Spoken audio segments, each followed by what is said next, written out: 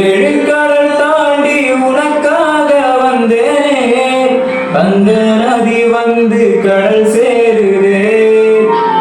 வெண்ணிலாவை வெட்டி மோதிரங்கள் செய்வேன், அது உனை சேர ஒளி வீசுவே. அந்த விண்மீன்கள் தான் இந்த கண்ணீரிலே வந்து குடியேறவே கொஞ்சம் இடம் கேக்குதே. இன்று உன் கையிலே நான் நூல் பொம்மையே, ஊஞ்சல் போல் மாறவே அடி உன் பெண்மையே. ஓ பெண்ணே பெண்ணே என் கண்ணே கண்ணே, உண்மை சொன்னால் என்ன உண்மை